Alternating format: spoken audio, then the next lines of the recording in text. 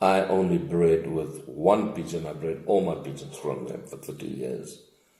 And they call it the family of pigeons.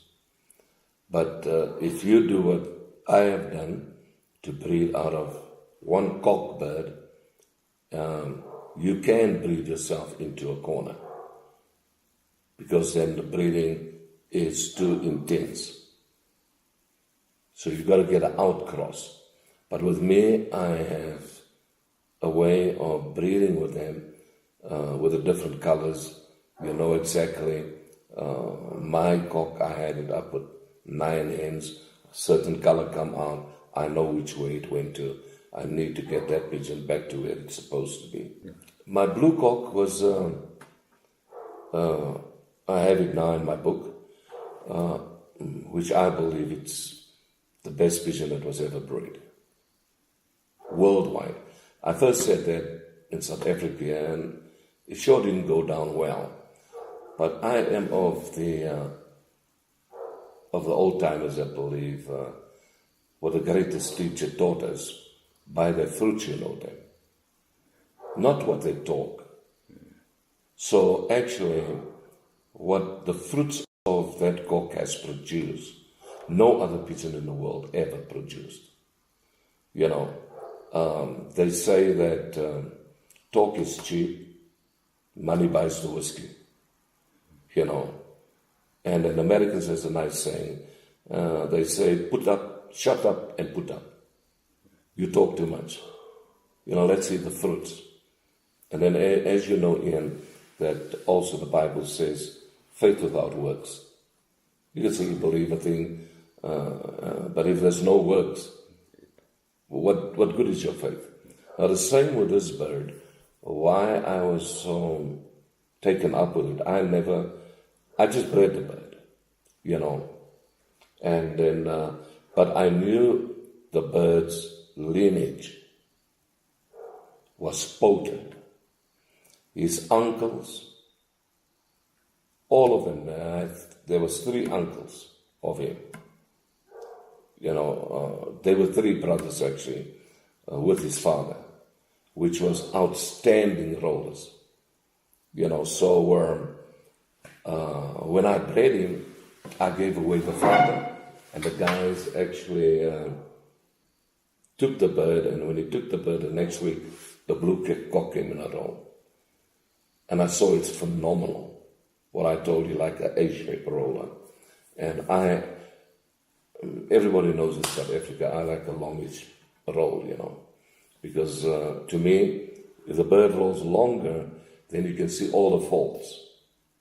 You can also see what shape it is in. Then when I bred him, then I saw the potential in this pigeon.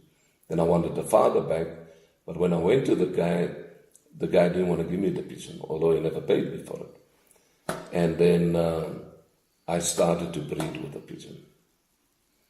And I flew him with his children, his sons, his daughters, his granddaughters, his grandsons, his great-granddaughters and sons. I flew him with them. And I also then, at that time, didn't realize that I was sitting on a family. And one of the white guys came, and we had a competition, and we were flying, and then a pigeon will roll, and he asked me, what pigeon is that? I would say it's a progeny of the blue cock. What pigeon is that?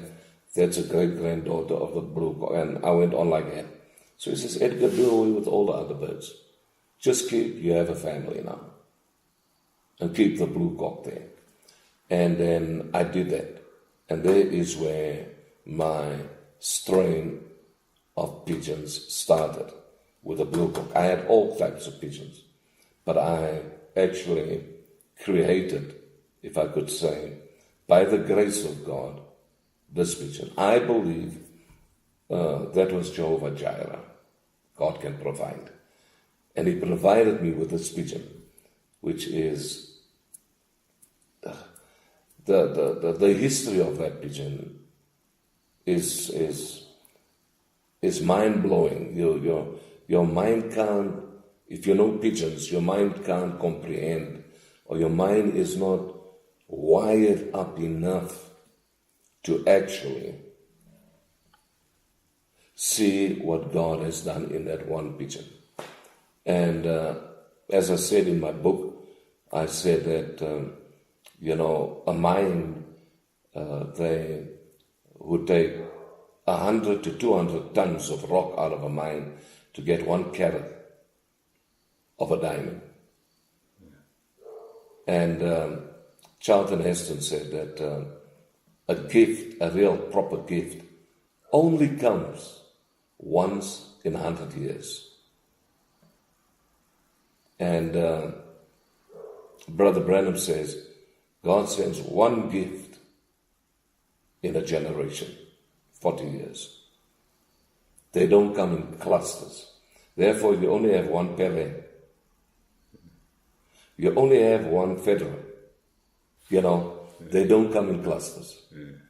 And I believe with the pigeons is the same. Since I've got pigeons, I have pigeons 30 years, but my dad never wanted me to keep pigeons, but I was with guys that had pigeons. I was around pigeons since a year, when I was 8 years.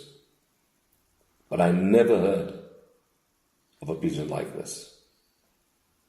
So he was phenomenal in all his ways, every aspect. You can't have a champion in our sport. A champion is somebody a sunbird that will fly and perform in an A-shaped manner, roll or spin and open and look at the kid and roll straight down every time.